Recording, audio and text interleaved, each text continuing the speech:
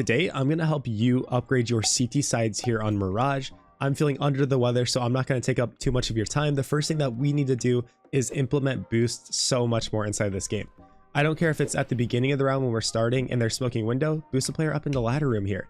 Get them up into a cheeky position, and yes, I understand that if you have good movement or a good spawn, you can make this jump, but for beginner players, this is going to be something that is really effective, really easy. Now, this isn't just a ladder room thing. Another thing you can do is come here and boost the player up on cat to get some surprising little cheeky off angles on the T's when they're scaling out mid-late, especially if you play out here like this. You can catch people on underpass, doing all this stuff. Essentially, boosts are just going to be your way to disrupt timings, to catch enemies off guard, get cheeky little kills like that. And everywhere on the map that we can do this, we're gonna want to make sure this is happening. Something I personally do when I have like an AUG, I'm the window player, I'll say, hey, I want to play B this round, guys. Can you come boost me up here on this? So they boost me because this is something that I use against no matter who I'm playing. If it's simple, if it's a liege, I don't care.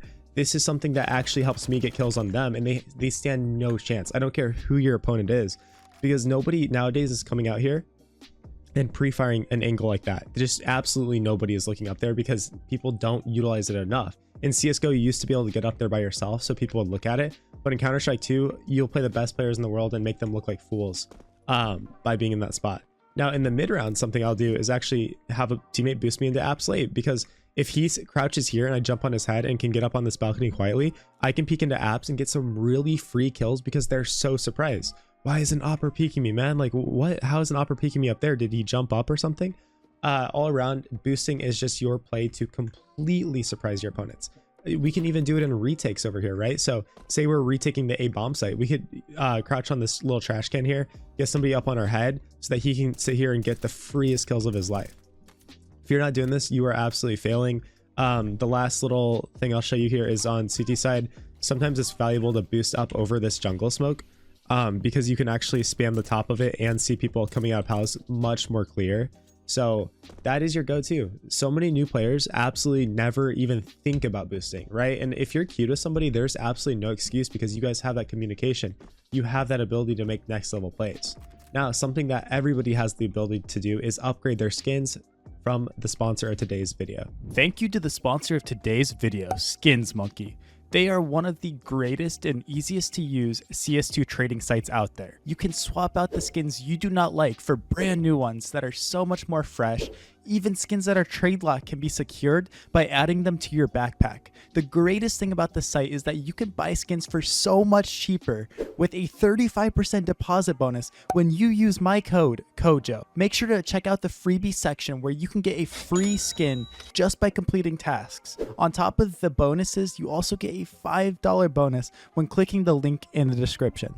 All right, guys, like I said, I'm not going to waste your time. The next thing that we're going to want to establish inside of our CT sides here on Mirage is crossfires.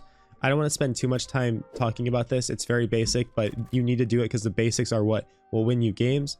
Let's look at pistol round, for example, on B site here. One of the most common setups is to have a guy playing jail and then have a guy playing kind of get right area right here. And why is this so powerful? Because you're shooting the enemies as they're running out, almost essentially on the same exact angle, with two completely different spots.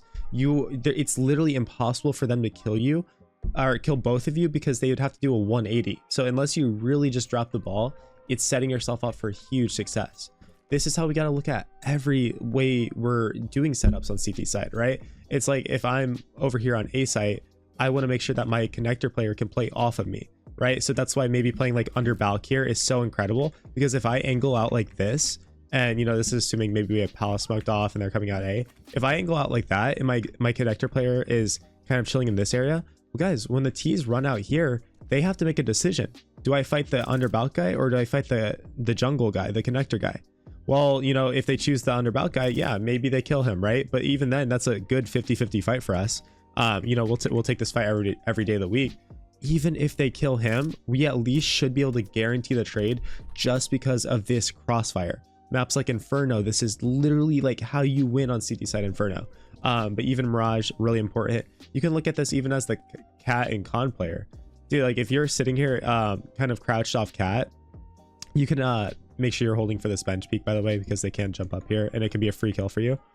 Your connector player could play off of you and kind of play a shallow angle, make sure con's smoked most of the time you're doing this.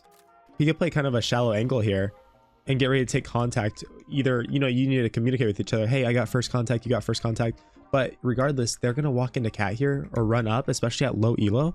And boom, you're shooting him from cat, he's shooting him from con. Easiest kill of your life. This is just ultimately the cheat code to simplifying your CT side. I'm covering this. Play off of me. Let's win.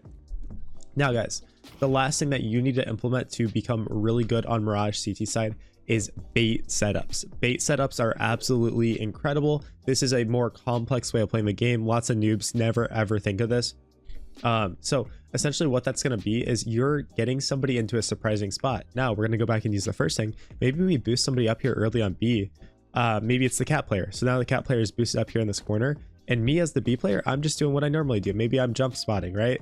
Or maybe it's like you're doing this little thing, boom, peeking.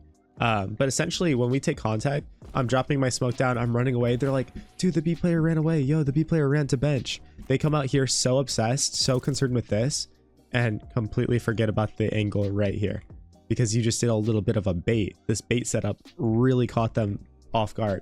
I love doing this. It's absolutely like so awesome to implement.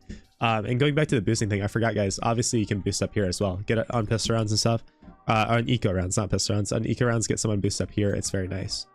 But yeah, I mean, ultimately you can think about this in a million different ways. So a one save round tactic we have is if you have like one M4 saved and you think that they're going to go A or they're going to end A, if it's a team that's not mollying under balk, or maybe it is a team that mollies under balk, regardless, have two guys here. If they molly, have a smoke. If they don't have a smoke, have their rifle sit here. And if you're kind of like on a little bit of a save for the rest of the guys, have your pistol player play a little more aggressively. So they're coming out A ramp, they're running out. Maybe he gets a kill, maybe he doesn't, he dies. What are they saying? Guys, under balk is dead. We killed the under balk guy. But then you really have a secret little M4 player sitting right here ready to get all the kills. They will not look at you. They're not going to clear you. They think that they just killed the guy. And it's the freest, like, they're literally not going to be looking at you. If you can't kill them, that's a skill issue. Now let's talk about if they molly you in this case. Well, have the M4 player sit here with a smoke out. They molly him, he puts it out, right? Boom, molly, puts it out. They think they know someone's under here now. So then the 5-7 player is going to swing super wide and cause chaos so that hopefully he dies, because now that's even better for us because now we're hiding in the smoke. Oh yeah, we killed the under balk guy, and boom, maybe they go plant the bomb, they try to get in their post plants, and we win the round because it's like, yeah, we're hiding right here the whole time. These are some really creative ways to look at the game, really, you know, easy stuff to do. I do this every single day I'm playing. My favorite one is a bait setup cat. I tell my cat player, hey, jiggle here, and when they come, run away, because I'm hiding in ladder room as the window player. A lot of times I'll do this when I have an MP9. So then they say the cat player is running away, he's running. I let you know, if I don't think they're gonna clear me, I let the first one or two guys go by, kill the third guy, and then come out here and kill the rest of them. And it's just, it feels so good to do this type of stuff.